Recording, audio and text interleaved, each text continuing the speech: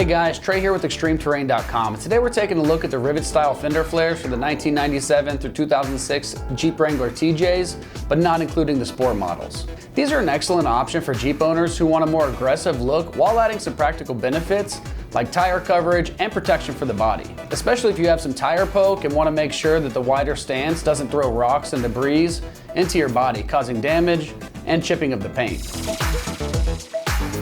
These rivet style fender flares offer extended tire coverage, a big plus for anybody running wider tires or taking their Wrangler off-road, where debris, mud, and rocks are more likely to kick up. They also keep you legal in states where you need full tire coverage.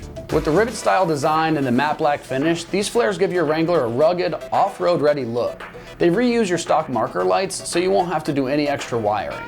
Straight out of the box, they're ready to install if you want the matte black aggressive look, but they can't be painted to match your Jeep's color for a more customized look. Made from durable ABS plastic, these fender flares are built to withstand the rugged trails and daily wear and tear. ABS is known for its impact resistance and longevity, ensuring these flares hold up against the rough conditions without cracking or fading over time.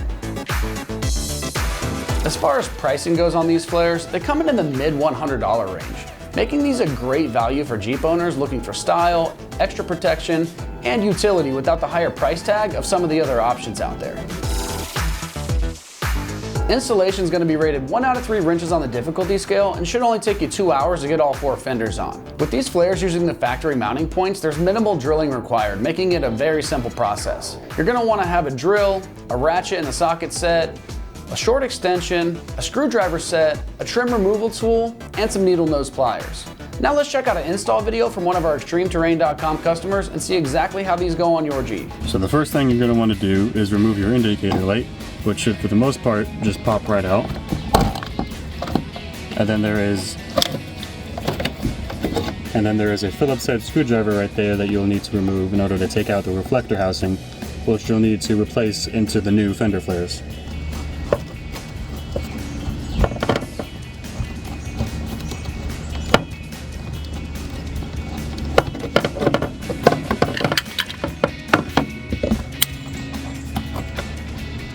So there's going to be 7 8mm bolts that you have to remove per fender flare, and I'm just going to use an 8mm ratcheting wrench.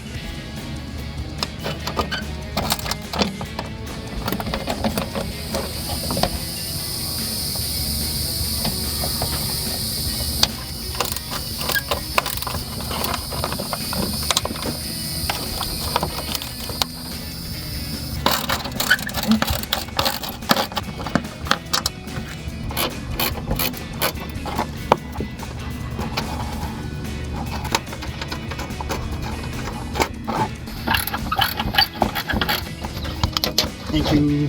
Now once all 7 bolts are removed, you should be able to just pop it right off. Like that. So for your mid flares, there should be 3 8mm bolts or 5/16, same thing, to get it off. But mine only has 1 right in the center. So I'm gonna just reach in there with a 5/16 hex driver bit and a slight extension and the drill to just pop it right off.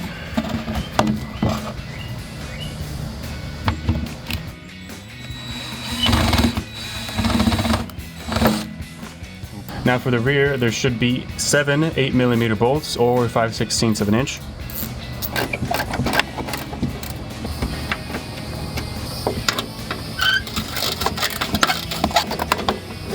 So some of these bolts are going to have a rubber nut on the end of them that you're going to need to hold still in order to spin off the bolt. So I was able to reach up in there with a pair of vice grips, pushing past this flexible housing in order to hold that nut still so that I can spin off the bolt freely.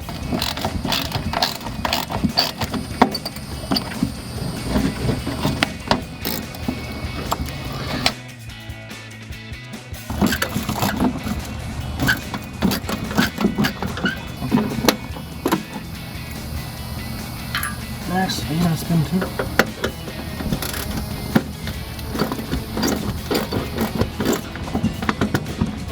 Now with all the bolts removed, you should be able to just once again pop it right out. So now you're going to repeat all of those steps on the other side to remove your last few fenders. And once you've done that, we're going to take our gasket strips and run these along the rims of our 4 main fenders.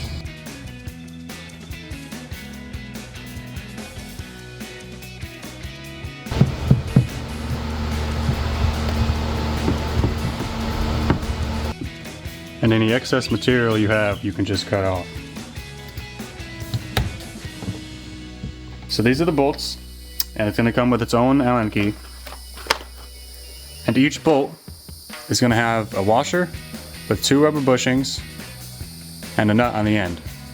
And we're just going to be putting the fender in between these 2 rubber bushings. So when we put the bolt in the fender, we only need to take off the nut and 1 of the rubber bushings. So you're going to need 6 bolts for the front fenders, and I've already removed the nut and the first rubber bushing on 6 of the bolts so that I can just slip them in to hold the fender in place while I work on it. Now you're going to take 1 rubber bushing and 1 nut and put it on each bolt.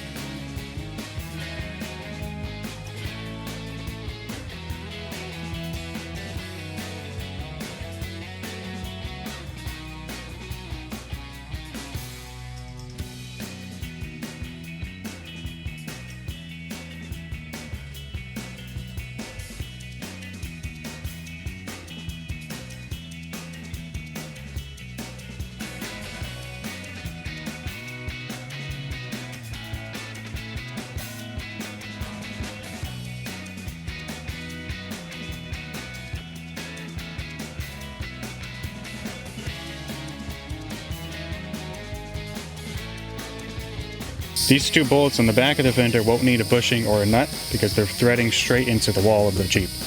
Now we're going to take our 8mm spanner wrench to hold the nut on the back side, while we take our Allen key to twist the nut on the front side.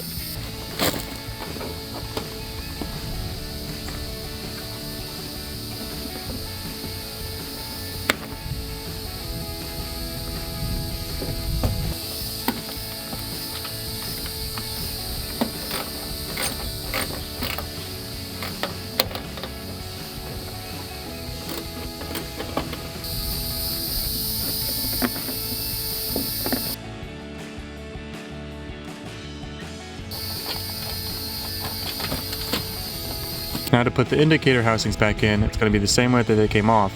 These top 2 hooks are going to hook into the fender, and then you can put the screw in from the back side.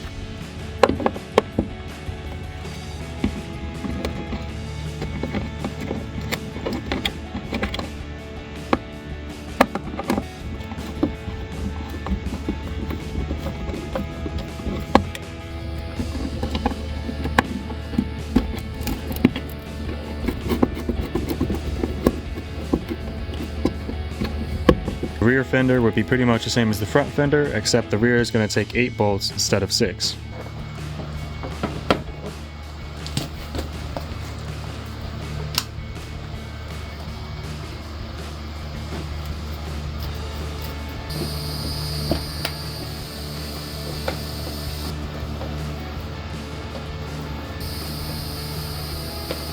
And for the final step, installing your trim flare, you're just going to take the same 3 bolts that we're holding on your old trim flare, and you're just going to reach in there, screw these in finger tight, and then finish it off with a drill.